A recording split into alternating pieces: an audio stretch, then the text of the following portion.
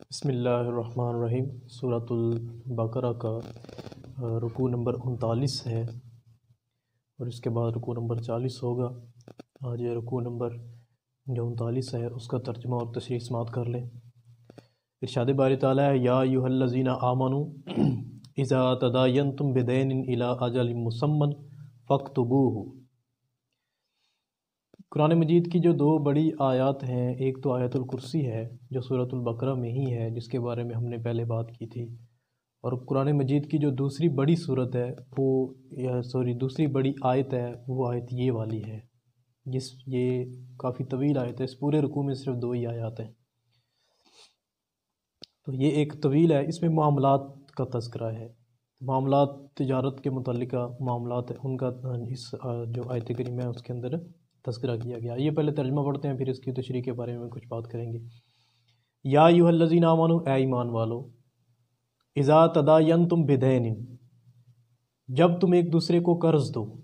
اذا تداینتم بدین، دین کہتے ہیں قرض کو، دین دال کے اوپر جب زبر ہو تو اس کا مطلب ہوگا دین قرض، اگر نیچے زیر ہو تو دین جو دین اسلام ہے۔ الی اجل مسمى، مقررہ مدت تک، فاکتبوہ، تو اس کو لکھ لیا کرو۔ اے ایمان والو، جب تم ایک مقررہ مدت تک قرض دو تو اس قرض کے معاملے کو کیا کیا کرو؟ لکھ لیا کرو۔ حدیث مبارکہ میں نبی کریم علیہ الصلوۃ والسلام کا ارشاد گرامی قدر ہے، جو شخص تحریر نہیں کرتا، یعنی کوئی تجارت کرتا ہے، کسی سے کوئی چیز ادھار لیتا ہے اور اس کو تحریر نہیں کرتا، بلکہ اس سے پہلے تھوڑا سا یہ جان لیں کہ اس آیت کریمہ کے اندر بیع کی بنیادی طور پر دو قسمیں ہوتی ہیں، خرید و فروخت کے معاملے کی بنیادی طور پر دو قسمیں ہوتی ہیں۔ ایک جو نقد خریداری ہوتی ہے اور ایک ادھار خریداری ہوتی ہے۔ تو آپ نے کسی دکان کے اوپر اگر دیکھا ہو تو وہاں پہ بڑے بڑے حساب کتاب کے رجسٹر پڑے ہوتے ہیں، اس میں کیا ہوتا ہے؟ نام ہوتا ہے اور جتنے کسی نے بقایا جا دینے ہیں وہ لکھے ہوتے ہیں۔ تو یہ لکھنا یہ شریعت الہیہ کا بنیادی حکم ہے۔ اگر ادھار کسی سے کوئی چیز لے رہے ہیں، سودا سلف لے رہے ہیں، تو اس کو لکھنا یہ لازم اور ضروری ہے، تاکہ بعد میں جب وہ قرض واپس کرنے کی باری آئے تو کسی قسم کی پریشانی نہ ہو۔ تو تین چیزیں لکھتے وقت ذہن میں رکھنی چاہیے۔ پہلی چیز، کسی چیز کی مقدار، مثال کے طور پر اگر آپ چینی لے رہے ہیں تو اس کی مقدار لکھنا ضروری ہے۔ قسم، اعلیٰ قسم کی چیز لے رہے ہیں، گھٹیا قسم کی چیز لے رہے ہیں، وہ قسم مینشن کرنا لازم اور ضروری ہے۔ ادائیگی کا وقت، یعنی عموماً لوگ جو پہلی تواریخ ہیں ان کے اندر وہ رقم کی ادائیگی کو یقینی بناتے ہیں۔ تو کسی سے یہ کہنا کہ میں آج آپ سے اتنی چینی اتنی قسم کی لے رہا ہوں اور میں فلاں مہینے کی 25 تاریخ کو یا پہلی تاریخ کو یا 5 تاریخ کو آپ کو وہ رقم ادا کروں گا، تو چیز کون سی لے رہے ہیں، چیز کی مقدار کتنی ہے، چیز کی کوالٹی کون سی ہے، اعلیٰ قسم کی ہے، گھٹیا قسم کی ہے، اور رقم کب ادا کرنی ہے، یہ ایسی چیزیں ہیں جن کا ضبط تحریر میں لانا لازم اور ضروری ہے، یعنی یہ چیزیں لکھنا بہت ضروری چیز ہے۔ اگر کوئی بندہ شریعت اسلامیہ کے بنیادی احکامات کے باوجود ادھار کے معاملے کو لکھتا نہیں اور اس کو نقصان کا سامنا کرنا پڑ جاتا ہے، یعنی کوئی دکاندار تھا، اس نے ادھار نہیں لکھا اور گاہک اس کو دینے سے انکار کر دیتا ہے، تو اس کے بارے میں حدیث مبارکہ ہے، نبی کریم صلی اللہ علیہ وآلہ وسلم نے ارشاد فرمایا، جو شخص تحریر نہیں کرتا، یعنی ادھار چیز لیتا ہے لیکن وہ لکھتا نہیں ہے، اس کا حق ضائع ہو جائے تو اسے کوئی اجر نہیں ملے گا، یعنی اس کی اپنا قصور ہے کہ اس نے لکھا کیوں نہیں، اگر اس کا حق ضائع ہو جاتا ہے تو اس کو اجر نہیں ملے گا۔ اگر اس نے اپنا حق غصب کرنے والے کے لیے بد دعا کی تو وہ دعا بھی قبول نہیں ہوگی، یعنی کیونکہ اس نے خود نہیں لکھا، اب اگر وہ اس کے حق میں بد دعا کرے گا تو اس جو بد دعا ہے وہ بھی اس کی طرف سے قبول نہیں ہوگی، کیونکہ اس کی اپنی غلطی ہے، اس کو پہلے چاہیے تھا کہ وہ لکھ لیتا۔ وجہ کیا ہے؟ ارشاد میں، کیونکہ اس نے اللہ تعالیٰ کے اس واضح حکم کی تکمیل نہیں کی، تعمیل نہیں، یعنی اللہ کا یہ بنیادی حکم تھا اس نے ماننے سے انکار کر دیا۔ تو اب یا ایھا الذین آمنوا اذا تداینتم بدین الی اجل مسمى فاکتبوہ، اے ایمان والو، جب ادھار کسی سے کوئی چیز لینا چاہو تو اس کو مقررہ مدت تک لکھ لیا کرو۔ وَلْيَكْتُبْ بَيْنَكُمْ كَاتِبٌ بِالْعَدْلِ، وَلْيَكْتُبْ، اور چاہیے کہ لکھے، بینکم تمہارے درمیان، کاتب لکھنے والا، بالعدل عدل و انصاف سے، چاہیے کہ لکھے تمہارے درمیان لکھنے والا عدل و انصاف کے ساتھ، یعنی وہ بندہ جس کو لکھنے پر معمور کیا گیا ہے اس کو چاہیے کہ وہ لکھتے وقت عدل اور جو احسان ہے اس کو پیش نظر رکھے۔ ولا یابا کاتب ان یکتب، ولا یابا اور انکار نہ کرے، کاتب لکھنے والا، ان یکتبہ کہ وہ لکھے، یعنی لکھنے والا لکھنے سے انکار نہ کرے، کما علمہ اللہ جیسے کہ اللہ نے اس کو لکھنا سکھایا ہے، فلیکتب تو اسے بھی چاہیے کہ وہ لکھ دے۔ وہ شخص جس کو اللہ نے تعلیم دی ہے، اگر کوئی ان پڑھ جاہل بندہ اس کے پاس آ جاتا ہے اور کہتا ہے کہ ہمارا یہ معاملہ لکھ دیں، تو اس کو لکھنے سے انکار نہیں کرنا چاہیے، جیسے اللہ نے اس کو سکھایا ہے ویسے اس کو بھی کیا کرنا چاہیے، لکھ دینا چاہیے۔ فَلْيُمْلِلْ الَّذِي عَلَيْهِ الْحَقِّ، اب لکھوانا کس نے ہے؟ یعنی ایک دکاندار ہے، ایک خریدار ہے، ایک گاہک ہے، ایک مال کو بیچنے والا ہے، لکھوانا کس کے ذمہ ہے؟ ارشاد فرمایا وَلْيُمْلِلْ اور لکھوائے، الَّذِي عَلَيْهِ الْحَقِّ وہ شخص جس کے ذمہ قرضہ ہے، یعنی جس کے ذمہ قرضہ ہے وہ خود کیا کرے، لکھوائے کہ اتنا اتنا قرضہ آپ نے مجھ سے لے رہے ہیں، یہ بعد میں آپ نے مجھے واپس کرنا ہے۔ وَلْيَتَّقِ اللَّهَ اور چاہیے کہ ڈرے اللہ سے، ربہ جو اس کا پروردگار ہے، اور چاہیے کہ اللہ سے ڈرے جو اس کا کیا ہے، پروردگار ہے، اس کو پالنے والا ہے۔ وَلَا يَبْخَسْ مِنْهُ شَيْئًا اور جو لکھا ہے اس سے کسی چیز کی کمی نہ کرے، وَلَا يَبْخَسْ کمی نہ کرے، منہ جو اس نے لکھا ہے، منہ اس سے، شیئا ذرا برابر بھی اس میں کمی نہ کرے۔ فَإِنْ كَانَ الَّذِي عَلَيْهِ الْحَقُّ سَفِيهًا أَوْ ضَعِيفًا وہ شخص جس پر قرض ہے وہ اگر سفیہن بے وقوف ہے، او ضعیفن یا کمزور ہے، او لا یستطیع ان یمل یا وہ لکھنے کی صلاحیت نہیں رکھتا، وہ بندہ جس پر قرض ہے وہ اس کے اندر کوئی منفی چیزیں پائی جاتی ہیں۔ پہلی چیز تو یہ ہے کہ وہ ہے ہی بے وقوف، اس کو ان چیزوں کی سمجھ ہی نہیں، او ضعیفن یا وہ کیا ہے، کمزور ہے، او لا یستطیع یا وہ جاہل ہے، جی پڑھا لکھا نہیں ہے اور اس بات کی استطاعت ہی نہیں رکھتا کہ وہ کیا کرے، خود لکھے۔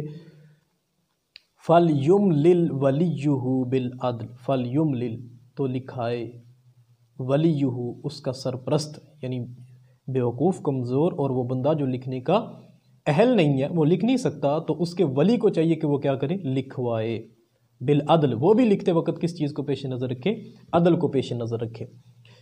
وَاسْتَشْهِدُوا شَهِيدَيْنِ مِن رِجَالِكُمْ وَاسْتَشْهِدُوا اور بنا لیا کرو، شہیدین دو گواہ، من رجالکم تمہارے مردوں میں سے دو گواہ بنا، جب لکھواؤ تو لکھواتے وقت دو مردوں کو کیا کرو، گواہ بنا لو۔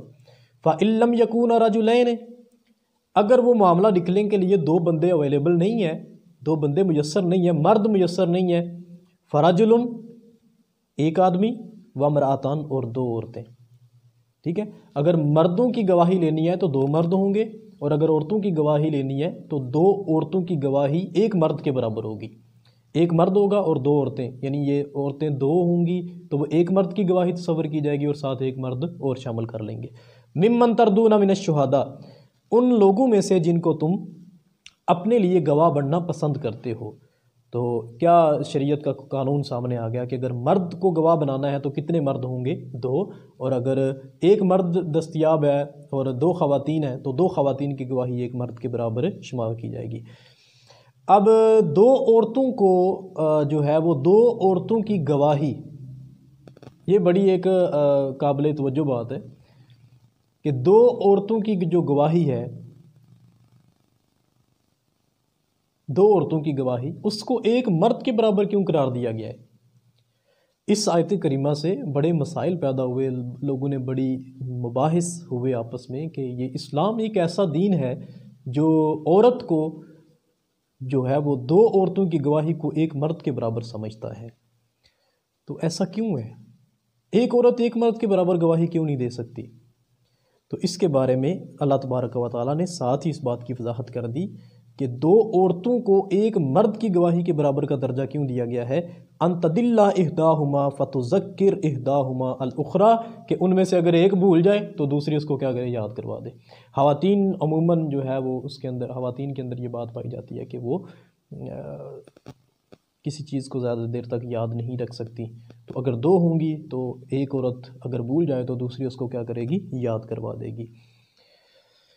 ٹھیک ہے جی، حضور نبی کریم صلی اللہ علیہ وآلہ وسلم کا یہ ایک بڑا اہم سوال ہے، یہ دل تو ہے اس کے اوپر کافی ساری بات کی جائے، لیکن وقت مختصر ہے، میں تھوڑا سا اس کے اوپر اشارہ دے کے آپ کو آگے گزر جاؤں گا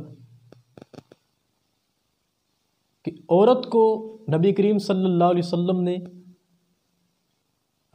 ناقص العقل اور ناقص الدین قرار دیا، کہ عورت کے اندر عقل کی بھی کمی ہے اور دین کی بھی کمی ہے۔ یہ حضور نبی کریم علیہ الصلوۃ والسلام عید پڑھانے کے لیے عیدگاہ کی طرف جا رہے تھے، تو راستے میں آپ نے خواتین کو دیکھا، تو نبی کریم صلی اللہ علیہ وسلم نے ان جو خواتین تھی انہیں فرمایا کہ میں نے جنت میں جہنم میں نے تمہاری کثرت دیکھی ہے، کہ جو خواتین ہیں یہ جہنم میں بکثرت ہوں گی۔ عورتوں نے پوچھا یا رسول اللہ ایسا کیوں ہے؟ تو نبی کریم علیہ الصلوۃ والسلام نے کچھ برائیاں ان کے سامنے رکھی کہ تم شوہروں کی نافرمان ہو، لعنت بہت زیادہ کرتی ہو، تو اس طرح کی کچھ اور برائیاں نبی کریم علیہ الصلوۃ والسلام نے انہیں گنوائی کہ تمہارے اندر یہ منفی چیزیں پائی جاتی ہیں، اس لیے جہنم میں نے تمہاری کثرت دیکھی ہے۔ اور ساتھ آپ نے ارشاد فرمایا کہ تم ناقص العقل اور ناقص دین، یعنی عقل میں کمی اور دین میں بھی کمی کے باوجود تم جو مرد حضرات ہیں ان کی عقل کے اوپر پردہ ڈالنے کے لیے کافی ہوتی ہے۔ تو عورتوں نے آگے سے سوال کیا کہ ہم ناقص العقل اور ناقص الدین کیوں ہیں؟ تو نبی کریم علیہ الصلوۃ والسلام نے اس بات کی وضاحت فرمائی کہ عورت کو ناقص العقل کیوں کہا جاتا ہے، یعنی عقل کی کمی عورت میں کیوں کہی گئی ہے۔ آپ نے فرمایا کہ کیا ایسا نہیں ہے کہ دو عورتوں کی گواہی کو ایک مرد کے برابر قرار دیا گیا ہے؟ تو عورتوں نے کہا ہاں ایسے ہی ہے۔ تو نبی کریم علیہ الصلوۃ والسلام نے ارشاد فرمایا کیا یہ عقل کی کمی نہیں ہے؟ یعنی عقل کی کمی ہے، تو اسی وجہ سے نبی کریم علیہ الصلوۃ والسلام نے اللہ تبارک و تعالیٰ نے دو عورتوں کی گواہی کو ایک مرد کے برابر قرار دیا۔ عورتوں نے پوچھا تو پھر دین میں ہماری کمی کیسی ہے؟ تو نبی کریم علیہ الصلوۃ والسلام نے ارشاد فرمایا کہ عورتوں کے اوپر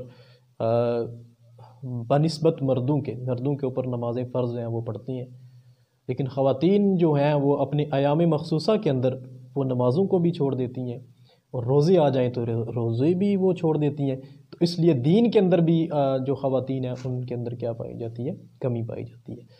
تو اس کا مطلب ہرگز نہیں ہے کہ عورتوں کے اندر جو ہے وہ عقل کم پائی جاتی ہے۔ یہ یہاں سے خواتین جو ہے نا وہ پھر حقوق نسواں کا جو بل پاس کروانے والی لبرل قسم کی آنٹیاں وہ جوش میں آ جاتی ہیں، کہتی ہیں جی دین اسلام نے عورتوں کو ناقص العقل اور ناقص الدین کا ہے، تو کیا عورت اگر شانہ بشانہ عورت کو اسلام برابر کے حقوق دیتا ہے تو عورت کو پھر آدھی عقل کا مالک کیوں کہا؟ دیکھیں یہاں پہ جو عقل ہے نا وہ عقل شرعی مراد ہے، عقل عرفی مراد نہیں ہے۔ عقل بھی دو طرح کی ہوتی ہے، ایک عقل شرعی یہ ہے کہ شریعت کا معاملہ جتنا سمجھ ایک عورت کو شریعت کی ہونی چاہیے، جتنی ایک مرد کو ہوتی ہے اتنی ایک عورت کو شریعت کی سمجھ نہیں ہوتی۔ اور عقل عرفی یہ ہے کہ خواتین کئی ایسے معاملات ہیں عبادات کے اندر، زہد و تقوی کے اندر، سمجھ بوجھ کے معاملات میں، اور دوسرا اپنے گھرداری کو چلانے کے حوالے سے کئی خواتین مردوں کے مقابلہ میں اچھی معاملہ شناس ہوتی ہیں، فہم و ادراک اللہ نے ان کو زیادہ دیا ہوتا ہے۔ عبادت کے اندر خواتین آگے ہوتی ہیں، زہد و تقوی کے اعتبار سے خواتین آگے ہوتی ہیں۔ تو یہاں پر جو ناقص العقل سے مراد یہاں پر صرف اور صرف جو شریعت کے بنیادی احکامات ہیں ان سے خواتین بنسبت مردوں کے کم آگاہ ہوتی ہیں، اس کی طرف اشارہ ہے۔ یہاں سے ایک جو ہے وہ منفی اگر بات کرنا چاہیں تو وہ اس کی مرضی، لیکن یہاں بھی فی الحقیقت خواتین کی ایک مثبت چیز کو شیئر کیا گیا ہے۔ تو بہرکیف جو بھی ہے، اگر مرد ہیں تو وہ ایک گواہ ہوگا اور خواتین ہیں تو دو عورتیں ایک مرد کے برابر گواہی دیں گی۔ تو وجہ کیا ہے؟ ان تضل احداہما فتذکر احداہما الاخری، اگر ایک بھول جائے تو دوسری اس کو کیا کرے؟ یاد کروا دے۔ ولا یأبی الشہداء اذا ما دعوا، اور جب گواہوں کو یعنی گواہ مقرر کر دیے، جب گواہوں کو گواہی دینے کے لیے بلایا جائے تو وہ گواہی دینے سے انکار نہ کریں۔ ولا تسأموا ان تكتبوه صغيرا او كبيرا الى اجله، اچھا بعض لوگ کہتے ہیں کہ میں اگر کسی سے 100 روپے کی چیز لے رہا ہوں تو میں اب اس کو کیا لکھواؤں گا؟ جی یہ تو میری بےزتی کا مسئلہ ہے کہ میں جناب 100 روپے کی چیز لے رہا ہوں اور وہ بھی لکھوا دوں۔ ارشاد میں چاہے معاملہ چھوٹا ہو یا چاہے معاملہ بڑا ہو، دونوں صورتوں میں لکھوانا تمہارے اوپر لازم اور ضروری ہے تاکہ بعد میں کسی قسم کی پریشانی نہ ہو. ٹھیک ہے جی. کیا ارشاد فرمایا؟ وَلَا تَسْأَمُوا أَن تَكْتُبُوهُ، اکتایا نہ کرو لکھنے سے، صغیراً او کبیراً الی اجلی، ہوا تم تھوڑی رقم قرضے کے طور پر لے رہے ہو یا زیادہ رقم قرضے کے طور پر لے رہا ہو، لکھتے وقت شرمایا نہ کرو، اکتایا نہ کرو. چھوٹا 100 روپے کا معاملہ ہو یا 1000 روپے کا معاملہ، جتنا چھوٹا معاملہ ہو جتنا بڑا معاملہ ہو، لکھوانا تمہارے اوپر لازم اور ضروری ہے. ذالکم اقسط عند اللہ واکمل للشہادۃ، ذالک، اور یہ تحریر کرنا یعنی قرض کا معاملہ تحریر کر دینا، اقسط عند اللہ، اللہ کے نزدیک بہت مفید ہے، واقوم للشہادۃ، اور گواہی کو بہت مضبوط کرنے والا ہے، وادنا، اور اس کا ادنا درجے کا فائدہ یہ ہے، اللہ ترتبو، اللہ ترتابو، کہ تمہیں آپس میں ایک دوسرے کے اوپر شک نہ ہو. لکھوانے کا جو ادنا درجے کا فائدہ ہے وہ یہ ہے کہ تمہیں ایک دوسرے کے اوپر شک نہ ہو. الا ان تکون تجارت حاضرہ، ما سوائے اس کے کہ اگر وہ تجارت حاضرہ ہو، یعنی نقد اگر آپ کسی سے سودا سلف لے رہے ہیں اور نقد آپ پیسے دے رہے ہیں تو پھر اس کو لکھنے کی ضرورت نہیں ہے. یہ تب ہے جب آپ ادھار کسی سے کوئی چیز لیتے ہیں. تدیرونہا بینکم، جب تم آپس میں نقد کوئی چیز لیتے ہو تو اس وقت تمہیں لکھنے کی ضرورت نہیں ہے. اس کا یہی مفہوم ہے. فلیس علیکم جناح الا تکتبوہا، اگر نقد کام کر رہے ہو تو پھر لکھنا تمہارے لیے لازم اور ضروری نہیں ہے. واشہدوا اذا تبایعتم، اور گواہ بنا لیا کرو جب خرید و فروخت کرو. واشہدوا، کیا کیا کرو؟ گواہ بنا لیا کرو. اذا تبایعتم، جب تم خرید و فروخت کا معاملہ کرو. ولا یضار کاتب ولا شہید، ضرر نہ پہنچایا جائے لکھنے والے کو اور گواہ کو. یعنی جس چیز کو آپ، جس بندے کو آپ گواہ بنا رہے ہیں اپنے تجارت کے معاملے پر، اس کو بھی، گواہ کو بھی اور لکھنے والے کو بھی کسی قسم کا نقصان نہ دو. ٹھیک ہے جی.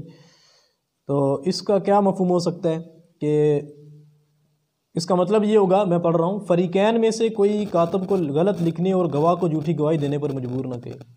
یعنی یہ دکاندار اور جو گاہک ہے، گاہک یہ نہ کہ لکھنے والے کو کہ میں نے سودا زیادہ لیا ہے اور تم کم لکھ دو. تو اس طرح وہ لکھنے والے کو کیا کر رہا ہے؟ نقصان پہنچانے کی کوشش کر رہا ہے. اور جو دوسرا بندہ ہے گواہی دینے والا، اس کو کیسے نقصان پہنچائے؟ اس کو ایسے نقصان پہنچایا جا سکتا ہے کہ دکاندار اس کو کہے کہ اس نے مجھ سے مال لیا تو تھوڑا ہے، تم کیا کرو؟ زیادہ مال کی گواہی دے دو. تو اس طرح دونوں صورتوں میں اجازت نہیں ہے کہ ایسا کیا جائے. اچھا جی. فَإِن تَفْعَلُوا فَإِنَّهُ فُسُوقٌ بِكُمْ، اگر تم ایسا کرو گے، یعنی کاتب اور گواہ کو اگر تم نقصان پہنچاؤ گے، فَإِنَّهُ فُسُوقٌ بِكُمْ، تو تم نافرمانی کا کام کرو گے. وَاتَّقُوا اللَّهَ، اللہ سے ڈرو. وَيُعَلِّمُكُمُ اللَّهُ وَاللَّهُ بِكُلِّ شَيْءٍ عَلِيمٌ، اللہ تمہیں سکھاتا ہے اور اللہ تبارک و تعالیٰ بِكُلِّ شَيْءٍ عَلِيمٌ، ہر چیز کو جاننے والا ہے. اچھا، یہ آگے ایک چھوٹی سی آیت ہے اس رکوع کی، اور اس میں ایک مختصر سی بات ہو رہی ہے، اس کی طرف آپ کی توجہ دلائی گئی ہے. اور وہ بات کیا ہے؟ یہ تو ہے کہ جب بندے کے پاس پیسے ہوں تو بندہ کسی سے چیز لے رہا ہو. بعض دفعہ ہوتا یہ ہے کہ بندہ کسی سفر میں ہو اور کسی سے کوئی خرید و فروخت کرنا چاہتا ہو لیکن بندے کے پاس پیسے نہ ہوں، البتہ اس کے پاس سامان ہو لیکن پیسے نہ ہوں، تو اب وہ چیز کیسے لے گا؟ تو اس کا ایک شریعت نے قانون یہ بتایا ہے کہ اگر تم کسی سے چیز لینا چاہتے ہو، تمہارے پاس پیسے نہیں، ادھار لینا چاہتے ہو، تو پھر ایسے کرو کہ کوئی اپنی چیز گروی رکھ دو، جس سے خرید رہے ہو اس کے پاس کوئی چیز گروی رکھ دو. چیز گروی رکھنے کے بعد وہ چیز جو تم لینا چاہتے ہو اس سے لے لو. بعد میں جب تمہارے پاس رقم آ جائے، پیسے آ جائیں، وہ رقم واپس کر کے اپنی گروی رکھی ہوئی چیز بھی تم واپس لے لو. یہ اس کی طرف وَإِن كُنتُمْ عَلَىٰ سَفَرٍ، اگر تم کسی سفر پر ہو، وَلَمْ تَجِدُوا كَاتِبًا، اور وہاں پہ کوئی لکھنے والا نہیں ہے، یعنی قرض کا معاملہ لکھنے والا نہیں ہے. ٹھیک ہے جی. فَرِحَانٌ مَقْبُوضَةٌ، تو کوئی ایک فرحان، کوئی چیز رہن رکھ دو. رہن گروی رکھنے کو ہی کہتے ہیں. مقبوضۃ یعنی اس کو کیا کرو، جس بندے سے تم چیز لے رہے ہو اس کے قبضہ میں دے دو، کوئی چیز اس کے قبضہ میں دے دو. ٹھیک ہے جی. فَإِنْ آمِنَ بَعْضُكُمْ بَعْضًا فَلْيُؤَدِّ الَّذِي اؤْتُمِنَ أَمَانَتَهُ. فَإِنْ آمِنَ، اگر کیا ہے جی، فَإِنْ آمِنَ، اگر اعتبار کر لیا جائے تم پر، بَعْضُكُمْ بَعْضًا، بعد پر کیا کر لیں؟ اعتبار کر لیں. فَلْيُؤَدِّ الَّذِي اؤْتُمِنَ أَمَانَتَهُ، تو اس کو چاہیے کہ جب اس کے پاس پیسے مل جائیں تو جس سے چیز لی گئی اس کو چاہیے کہ وہ اس امانت کو کیا کر دے، واپس کر دے۔ وَلْيَتَّقِ اللَّهَ رَبَّهُ، اور اپنے رب سے ڈرتا رہے۔ وَلْيَتَّقِ اللَّهَ، اس سے علماء کرام نے یہ لکھا ہے کہ جو قرض جس سے چیز لی گئی ہے اس کو چاہیے کہ وہ جب گروی رکھی چیز اس کے پاس گروی رکھی گئی ہے تو یہ نہ ہو کہ وہ گروی رکھی چیز سے فائدہ اٹھاتا رہے، اللہ سے ڈرے اور اس چیز سے فائدہ اٹھانا اس کے لیے جائز نہیں ہے۔ اگر کوئی مثال کے طور پر میں آپ کو مثال دیتا ہوں کہ کوئی جو سلائی مشین ہے وہ کسی کے پاس گروی رکھ کے اس سے کوئی چیز لے لیتا ہے، تو جس کے پاس سلائی مشین گروی رکھی گئی ہے اس کے لیے اس مشین سے کپڑے سلائی کرنا جائز نہیں ہے۔ یہ اس کا مفہوم ہے۔ وَلْيَتَّقِ اللَّهَ رَبَّهُ، اس کو چاہیے کہ رین رکھی ہوئی چیز کے بارے میں اللہ سے ڈرے۔ وَلَا تَكْتُمُوا الشَّهَادَةَ، گواہی کو چھپاؤ مت، کبھی بھی گواہی کو نہ چھپاؤ۔ وَمَن يَكْتُمْهَا، جو بندہ گواہی کو چھپاتا ہے، فَإِنَّهُ آثِمٌ قَلْبُهُ، تو اس کا ضمیر گنہگار، اس کا دل گنہگار رہے گا۔ وَاللَّهُ بِمَا تَعْمَلُونَ عَلِيمٌ، اور جو کچھ تم کرتے ہو اللہ اس کو خوب جاننے والا ہے۔ تو یہ آیت کریمہ، دو آیات کریمہ کے اوپر یہ رکوع مشتمل تھا۔